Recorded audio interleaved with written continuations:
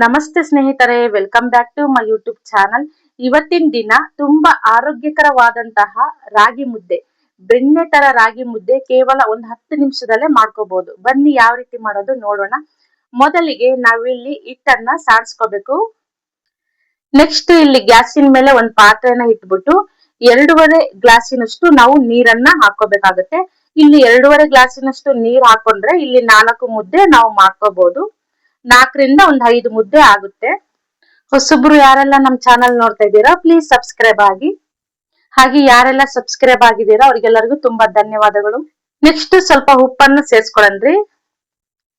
ಹಾಗೆ ಒಂದು 2.5 ಸ್ಪೂನು ಹಿಟ್ಟನ್ನ ಸೇರ್ಸ್ಕೊಂಡು ಅದು ಹಿಟ್ಟು ತಿರುಗಿಸ್ತಾನೆ ಇರ್ಬೇಕು. ನೋಡ್ರಿ, ಹಿಟ್ಟು ನಾವು ಕೈ ಬಿಡ್ದಂಗೆ ತಿರುಗಿಸ್ತಾನೆ ಇರ್ಬೇಕು. ಅದು ಕುದಿ ಬರೋ ತನಕನು, ಇಲ್ಲಾಂದ್ರೆ ಗಂಟಾಗೋ ಸಾಧ್ಯತೆ ಇರುತ್ತೆ ನಾವು ಕೈ ಬಿಟ್ವಿ ಅಂದ್ರೆ.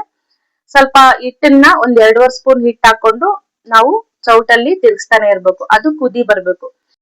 ನೋಡ್ರಿ, ವೇಟ್ ಲಾಸ್ ಯಾರೆಲ್ಲ ಮಾಡ್ತಾ ಇದ್ದೀರಾ ಅವರಿಗೆ ಇದು ಆರೋಗ್ಯಕರವಾದಂತ ಫುಡ್ ಅಂತಾನೆ ಹೇಳ್ಬೋದು. ಇದು ವೇಟ್ ಲಾಸಿಗೆ ತುಂಬಾನೇ ಒಳ್ಳೇದು.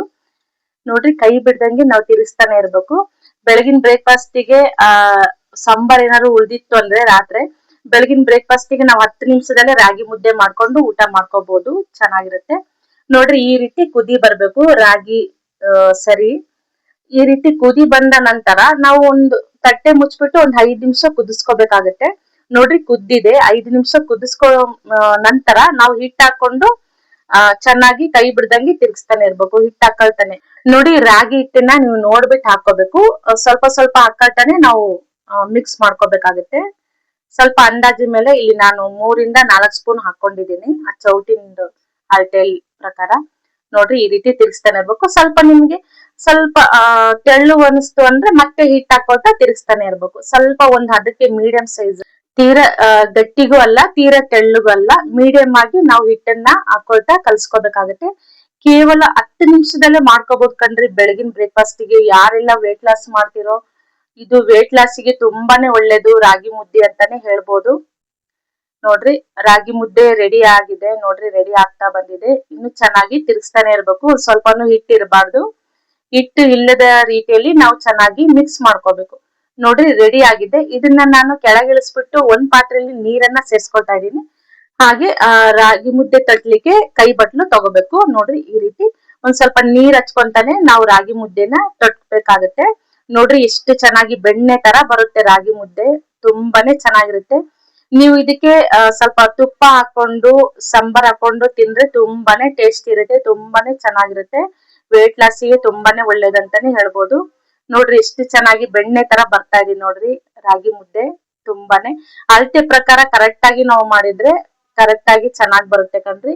ತೀರಾ ತೆಳ್ಳಗೂ ಅಲ್ಲ ತೀರಾ ಗಟ್ಟಿಗೂ ಅಲ್ಲ, ಮೀಡಿಯಂ ಆಗಿ ರಾಗಿ ಮುದ್ದೆ ಒಂದ್ ಹದಕ್ಕೆ ಇರ್ಬೇಕು. ನೋಡ್ರಿ, ಎಷ್ಟು ಚೆನ್ನಾಗಿ ಬಂದಿದೆ. ನೋಡಿ, ಇದು ರಾಗಿ ಮುದ್ದೆ ತುಂಬಾನೇ ಹೆಲ್ತಿಗೆ ಒಳ್ಳೇದು. ಇದು ಬೆಳಗಿನ ಬ್ರೇಕ್ಫಾಸ್ಟಿಗೂ ಮಾಡ್ಕೋಬಹುದು, ಮಧ್ಯಾಹ್ನ ಲಂಚಿಗೂ ಮಾಡ್ಕೋಬಹುದು, ಹಾಗೆ ನೈಟ್ ಡಿನ್ನರ್ಗೂ ಕೂಡ ಮಾಡ್ಕೋಬಹುದು. ತುಂಬಾನೇ ಒಳ್ಳೇದು ಆರೋಗ್ಯಕ್ಕೆ.